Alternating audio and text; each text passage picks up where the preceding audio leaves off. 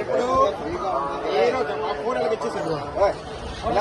ఎక్కడ ఉంటాను నేను ఇక్కడ మాట్లాడతాను. అందరికీ నమస్కారం అండి. ఈ రోజున ఏదైతే అప్రైజల్ కోసం వచ్చినటువంటి ప్రభాకర్ గారిని ఆయన్ని సుమారు 9 గంటలకి రమ్మని చెప్పారు. 10:30, 11 గంటల వరకు 12 గంటల వరకు ఇప్పటి వరకు కూడా అప్రైజల్ స్టార్ట్ చేయలేదు. గతంలో కూడా మీకు వీడియో అనేది రిలీజ్ చేస్తున్నాను. ఆయన లోపలికి తీసుకెళ్లారు. లోపలికి తీసుకెళ్లిన తర్వాత ఇప్పుడు అప్రైజల్ లేదు, మేము చేయడానికి అవ్వదు, మీ దగ్గర ఏమైనా ఆధారాలు ఉంటే మాకు ఇచ్చేసి వెళ్ళిపోండి, లేదా మేము చెప్పిన చోట సంతకాలు పెట్టియండి, లేదంటే కనుక మీ మీద పోలీస్ కంప్లైంట్ ఇస్తామని చెప్పేసి అని ఆయన 40 నిమిషాలు లోపల పెట్టి ఎప్పటి వరకు కూడా లోపల పెట్టి ఆయన బెదిరించి బయటికి పంపించి ఇప్పుడు నీ ఇష్టానుసారంగా చూసుకుంటే చేసుకో అని చెప్పని ఒక పౌరుణ్ణి, ఒక పెద్ద వ్యక్తిని ఈ రోజున బంగారు ఆభరణాల కోసం, భక్తుల ఆభరణాల కోసం అని చెప్పి ఆయన ఒక లెటర్ పెడితే, భక్తుల కోసం అని చెప్పని లెటర్ పెడితే ఈ రోజున ఎండోమెంట్ అధికారులు ఎంత ఘోరంగా ప్రవర్తిస్తారో మీరందరూ కూడా చూడండి. ఈ రోజున ఆయన లోపల పిలిపించి పోలీసులు బెదిరిస్తారా? అంతేకాకుండా ఆయన మాటలు ఇప్పుడు ఆయన ఏం జరిగిందో లోపల ఆయన బయటకు వచ్చిన తర్వాత మీరు మాటల్లో వినండి. ఆ తర్వాత మెయిన్ వ్యక్తిని కూడా బయటకు పంపించేసి మాతో పాటు వచ్చినటువంటి విశ్వవిద్యాలయం సంబంధించిన లోకల్ వాస్తున్న పూడిపెద్ది శర్మ గారిని లోపలికి పిలిపించి ఆయన ఒక అరగంట సేపు లోపల పెట్టారు. ఆయన ఒక 40 నిమిషాలు లోపల పెట్టారు.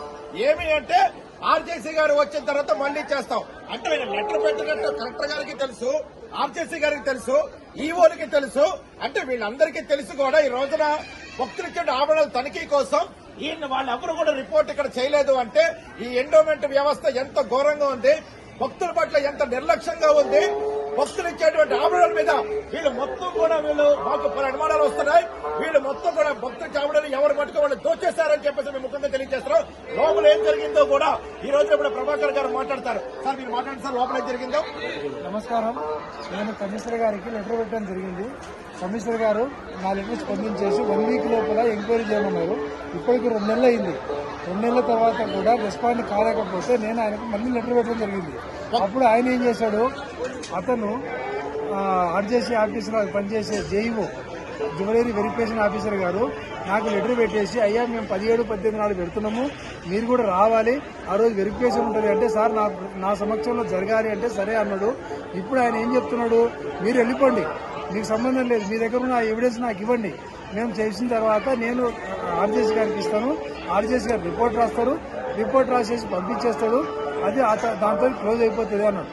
ఇదేంటి సార్, ఇట్లా కాదు, ఇది పద్ధతి కాదంటే, లేకపోతే మేము మా యొక్క విధులను భంగపరుస్తున్నామని చెప్పి మీకు పోలీస్ కంప్లైంట్ ఇస్తాము, పోలీసులకు ఫోన్ చేయమన్నాడు. మీరు చేయండి సార్, నాకే అభ్యంతరం లేదు, మీరు నాకు లెటర్ ఇచ్చారు, లేకపోతే నేను చేయమంటే నేను చేస్తాను కూడా చెప్పడం జరిగింది. అయితే మీరు వెళ్ళిపోండి, మాకు అవసరం లేదు, మీకు మీ ఎవిడెన్స్ ఇవ్వడానికి వైట్ పేపర్ తీసుకొచ్చారు. ఆ వైట్ పేపర్ మీద సంతకం చేయమన్నారు, ఏదో రాయమన్నారు. ఏది రాయమన్నారు, అది ఏదో ఎంక్వైరీకి అటెండ్ అయినట్టుగా, అన్ని సక్రమంగా ఉన్నట్టుగా రాయమన్నారు. నేను రాయను అన్నా. ఇప్పుడు ఆర్జేసీ గారికి ఫోన్ చేస్తే ఆర్జేసీ గారు ఏమంటారంటే, ప్రిలిమినరీ ఎంక్వైరీ చేస్తున్నాడు, మీరు అవసరం లేదండి, మీది ఏమైనా ఎవిడెన్స్ ఉంటే ఇవ్వండి, నేను మళ్ళీ మీకు లెటర్ పెడతా, లెటర్ పెట్టేసి నేను చేస్తా అని చెప్పడం జరుగుతుంది.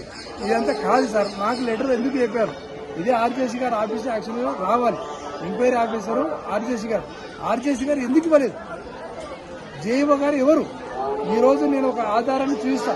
ఉదాహరణకు కార్యనిర్వహణాధికారి గారు తప్పు చేసిందని చెప్తే, కార్యనిర్వహణాధికారి ఆర్జేసీ క్యాడర్లో ఉన్న కార్యనిర్వహణాధికారిని అసిస్టెంట్ కమిషనర్ ఉన్న జేఈఓ గారు సస్పెండ్ చేయగలుగుతారా, రిమూవ్ చేయగలుగుతారా, ఏం చేస్తారో చెప్పాలి. అలాగే ఇంత పెద్ద టెంపుల్లో ఆర్జేసీ గారు కార్యనిర్వహణాధికారిగా ఉన్నారు. వారిని ఎంక్వైరీ చేసినానికి అడిషనల్ కమిషనర్ కానీ, లేదా కమిషనర్ కానీ, లేదా రిటైర్డ్ జడ్జి ద్వారా కానీ, లేదా విజిటింగ్ జడ్జి ద్వారా కానీ ఎంక్వైరీ జరగాలి. కానీ ఒక అసిస్టెంట్ కమిషనర్ ద్వారా ఎంక్వైరీ చేయడము, లోపభూయిష్టము ఏదో పెద్ద అనుమానాలకు తావిస్తుంది. కోట్ల రూపాయల విలువైన ఆభరణాలను తస్కరించిన వారిని కాపాడాలని చూస్తున్నారు. మా దగ్గర పూర్తి ఎవిడెన్స్ ఉన్నాయి, అవసరమైతే మేము కోర్టు మెట్టెక్కడానికి కూడా సిద్ధమని చెప్పి మేము మీ ద్వారా ఈ రోజున సీక్రెట్ గా కెమెరా లేనటువంటి ఇలాంటి రూముల్లోకి పిలిపించి దొంగచాటుగా మాట్లాడుతున్నారంటే ఎండోమెంట్ అధికారులు ఎంత ఘోరగొన్నారనేది మీరు ఒక్కసారి ఆలోచన చేయండి. మొత్తం సిటీ మొత్తం కూడా కెమెరాలు ఉంచుకొని సీక్రెట్ గా రూములోకి తీసుకెళ్లి ఈయన లోపలికి తీసుకుని వెళ్లి బెదిరించారు అంటే ఎంత ఘోరంగా ఉంది. భక్తులు ఇచ్చేటువంటి ఆభరణాలు, స్వామివారికి ఇచ్చేటువంటి ఆభరణాలు 100% సింహాచలం దేవస్థానాలు మాయమైపోయాయి. విత్ ఎవిడెన్స్ తో సహా వచ్చి మేము కంప్లైంట్ ఇస్తే ఈ రోజు వరకు కూడా వాళ్ళు సరైనటువంటి నిర్ణయాలు తీసుకోవట్లేదంటే ఒక సదరు వ్యక్తిని లోపల తీసుకెళ్లి కెమెరాలు లేకుండా సుమారు ఒక 10 మంది లోపల ఉన్నారు. అప్రైజల్స్ వాళ్ళందరూ కూడా లోపల ఉన్నారు. వాళ్ళందరి సమక్షంలో ఈయన బెదిరించి మిమ్మల్ని కొడతామని చెప్పేసి బెదిరించడము, లేదంటే పోలీస్ కంప్లైంట్ ఇస్తాం మీరు ఇక్కడి నుంచి వెళ్ళకపోతే బెదిరించడం అంటే ఈ రోజున భక్తులకి ఎటువంటి విధంగా ఈ యొక్క సింహాచలం దేవస్థానంలో ఉంది అని మేము ముఖ్యంగా తెలియజేస్తున్నాము. మేము ఊరుకోము. ప్రతి ఒక్క భక్తుడి కోసం కూడా మేము పోరాటం చేస్తాము. వాళ్ళు మొత్తం ఆభరణాలు దోచేశారు. సింహాచలంలో భక్తులు ఇచ్చేటువంటి ఆభరణాలు మాయమైపోయాయి. వంశ పారంపర్యంగా స్వామివారికి ఇచ్చేటువంటి ఆభరణాలు మాయమైపోయాయి. ఇది 100%